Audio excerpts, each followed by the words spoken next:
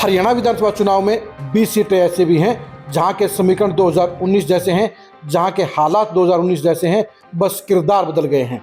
ऐसी एक सीट है फतेहाबाद की। फतेहाबाद सीट के ऊपर 2019 के चुनाव में कांटे की टक्कर हुई थी, जिसमें 76,000 वोट लेकर दुलाराम बीजेपी के टिकट पर विधायक बने थे और जेजेपी के टिकट पर डॉक्टर वीरेंद्र सिवाच 73,000 वोट लेकर हार गए थे। अब चुनाव मैदान में डॉक्टर सिवाच नहीं है, उनकी जगह अब कांग्रेस के बलवान दौलतपुर आ गए हैं। आपको ये बता दें, 2019 में फतेहाबाद सीट के ऊपर कांग्रेस के प्रत्याशी की जमानत जब्त हो गई थी और जेजेपी के प्रत्याशी को नंबर 2 जगह मिली थी। लेकिन अब जेजेपी की जमानत जब्त होती हुई नजर आ रही है और कांग्रेस जमानत से बाहर निकलकर मुख्य मुकाबले में आ गई है। अगर कोई किरदार वहीं का वहीं टिका है तो वो दुलाराम है। फतेहाबाद सीट के हालात क्या हैं, ये जानने के लिए आप आज की इस खरी खरी खबर को जरूर देखिए।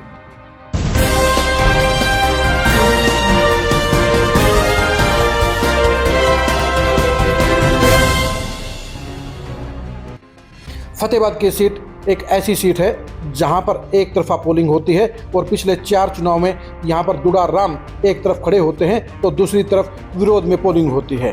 यानी फतेहाबाद सीट के ऊपर एक वोट बैंक दुलाराम का समर्थक है और दूसरा विरोधी है। अब 2024 के चुनाव में एक बार फिर से यहां पर चौसर बीत चुकी है, यानी बिसात बीत चुकी है और हार जीत का फैसला होना बाकी है। बीजेपी ने एक बार फिर से दुलाराम पर दांव लगाने का काम किया है और दुलाराम इस बार भी कमजोर नहीं हैं। यानी उनके सामने चुनौती के तौर पर नंबर 1 पर खड़े हैं बलवान दौलतपुरिया। वो 2024 के चुनाव के लिए कांग्रेस के सेनापति हैं। 2014 में इनेलो की टिकट पर विधायक बनने वाले बलवान दौलतपुरिया अब नए सिरे से अपनी कांग्रेस की पॉलिटिक्स को आगे बढ़ाने का काम करेंगे।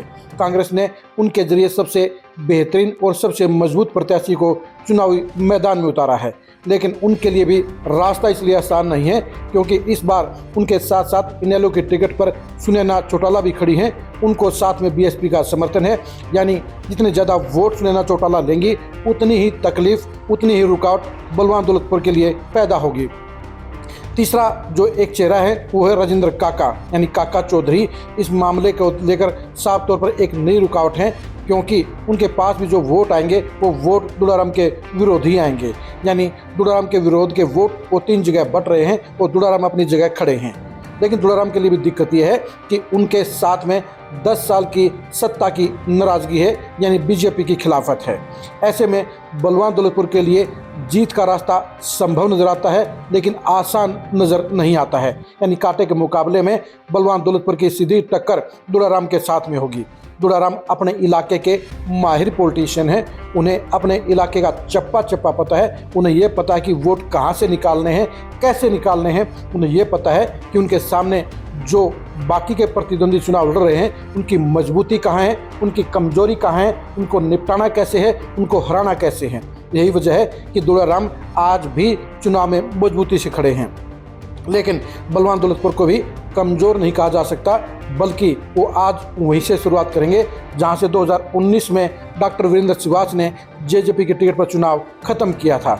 यानी कांटे की टक्कर के साथ ही मुकाबला शुरू होगा। देखने की बात यही रहेगी कि बलवान दौलतपुर के सामने सुनैना चौटाला इनेलो के टिकट पर कैसा माहौल बनाती हैं, कितने वोट लेती हैं और अपने चुनावी ग्राफ को कितना ऊपर उठाने का काम करते हैं। काका चौधरी के चुनाव पर भी नजर रहेगी क्योंकि शहर में दुलाराम विरोधी वोटों को वो लामबंद करने का काम कर सकते हैं, अपने साथ जोड़ने का काम कर सकते हैं।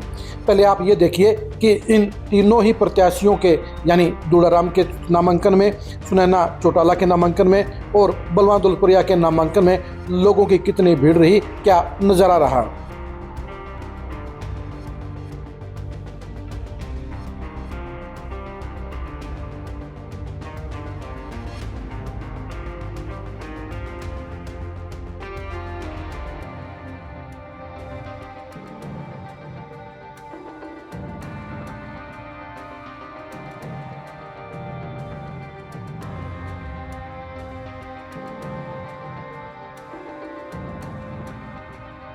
आपने देख लिया होगा कि नामांकन के शक्ति प्रदर्शन के हिसाब से नंबर 1 पर बलवान दौलतपुरिया रहे, नंबर 2 पर दुलाराम रहे, नंबर 3 के ऊपर सुनैना चौटाला रही और काका चौधरी ने बिल्कुल एक सीमित संख्या में अपने जज्बाती समर्थकों के साथ नामांकन भरने का काम किया।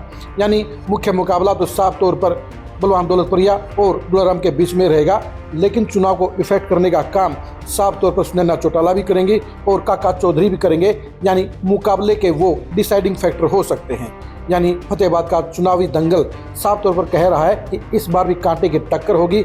इस कांटे की टक्कर में फिलहाल सत्ता के विरोध में पड़ा बलवान दौलतपुरिया का भारी नजर आता है, लेकिन दुलाराम भी ज़्यादा पीछे नहीं है। सवाल ये है कि दुलाराम के विरोधी वोट कितनी संख्या में बटेंगे, किधर बटेंगे और कितनी संख्या में बटेंगे, और यही बात, यही फिगर, यही आंकड़ा चुनाव परिणाम का फैसला करने का काम करेगा। यानी फतेहाबाद के अंदर ये नहीं कहा जा सकता कि दुलाराम पक्का हारेंगे या बलवान दौलतपुरिया पक्का जीतेंगे। अपर हैंड बलवान दौलतपुरिया का है। कांग्रेस का माहौल है, जेजेपी खत्म हो चुकी है, आईएनएलडी कमजोर है, इसलिए बलवान दौलतपुरिया के जीतने की गुंजाइश ज़्यादा नजर आती है। फतेहाबाद में होने वाले घमासान के अंजाम को जानने के लिए आप खरी न्यूज़ के साथ बने रहिए। फतेहाबाद सीट के ऊपर दुलाराम बलवान दौलतपुरिया की सियासी किस्मत के फैसले को जानने के लिए भी आप खरी न्यूज़ के साथ बने रहिए। फतेहाबाद सीट के ऊपर हार जीत को प्रभावित करने वाले समीकरणों को समझने के लिए भी आप खरी न्यूज़ के साथ बने रहिए।